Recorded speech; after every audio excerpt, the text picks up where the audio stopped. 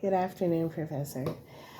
This is Monica Clampy, and I'm doing my 5-minute presentation on my research topic.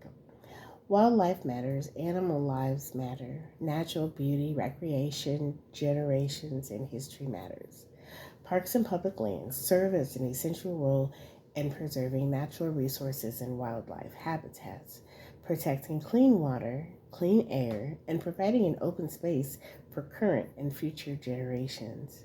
Some important purposes of national parks and wildlife are the points that show the importance of national parks.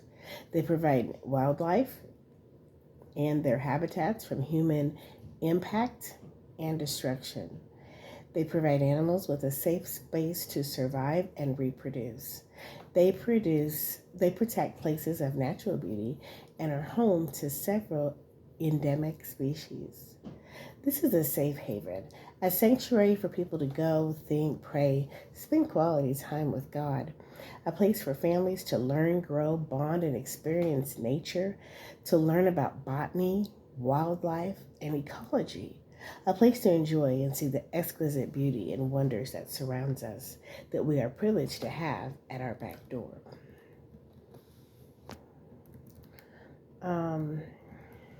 Some of my critical terms that I have in this, and some ideas that I am defining, is using natural wildlife areas for research and oil drilling for any commercial residential purposes is wrong and should not be done. I believe that there needs to be other options for this without infringing on the rights of the animals that has inhabited this place first. The problems that are involved with this is some of the people don't care about forests, national parks, or wildlife. They want to use the area for drilling and commercial and residential purposes. They feel that animals can just move on while they use that land.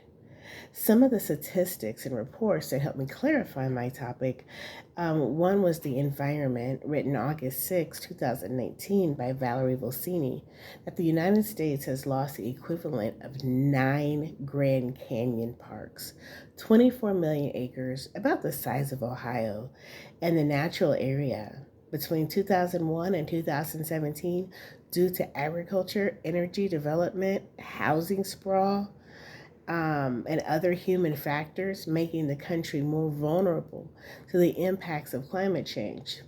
12% of U.S. land areas have been conserved by natural parks, wilderness, and other types of protected areas. The other part, politicians, energy conservationists, energy companies that stand to make a profit, because I believe that it's not just about having the property, it's a financial aspect. And there are entities that will benefit from these oil drillings. But what about the animals? How are they going to benefit if they don't have a home to live in? Others have said that it's a right to drill in these areas, and that it's okay to build residential homes. But when you build a residential home, but then you get mad because there's a wolf at your back door or a bear at your back door, you infringed on their rights. They didn't infringe on yours. You came into their territory. In this big, vasted land of the United States and other countries like Africa, as told in my research paper, Africa, Canada, Russia, all these places, there's a lot of land out there. There's a lot of land yet to still be explored that they can put oil rigs on. It doesn't have to be on the animal territory. And not just animals. What about national parks?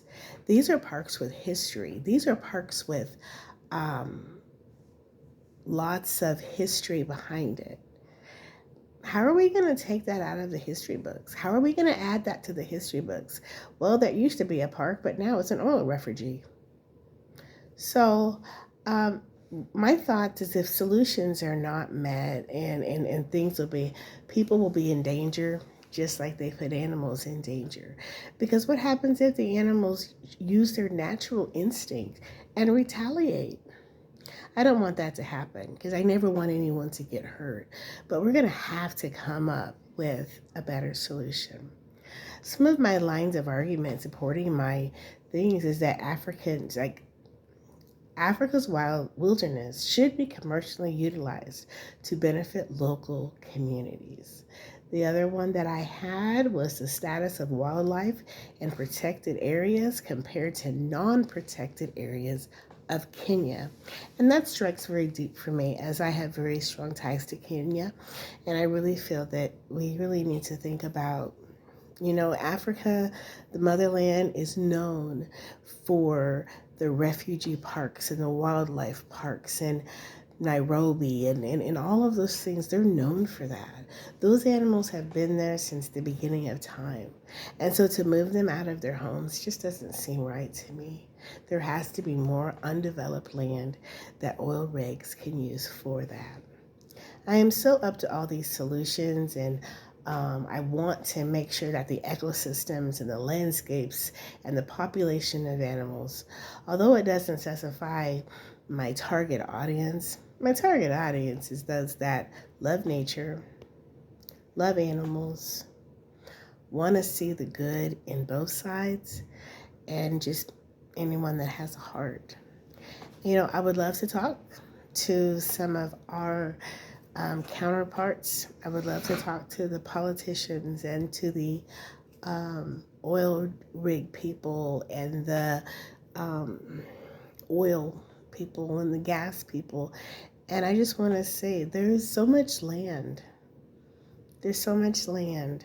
There's so much good land, not just in the United States, but in Africa, Canada, Australia, Russia. There's so much more land that's out there. And there's other places here in the United States that doesn't have a national park on it that could be used. And so in conclusion, I hope that you've enjoyed and understand my point of view on this. And as you read this research paper, you will see that I have lots of information. And I just think that we just need to come together. I just think that it will benefit all of us to come together because we have legacies. And so in conclusion, there needs to be a happy medium in energy development. But there needs to be something that benefits to both and harm to both. We need to find a way to help our countries and our nations with the development of useful energy resources to sustain life on this planet, while not interfering, and messing up natural beauty and wildlife that has been here longer for us to enjoy and to benefit from. And so I just want to thank you for your time today. I hope that you've enjoyed my video, and I hope that you enjoy the research paper. If you have any questions, please feel free to contact me. Thank you, and have a very blessed day.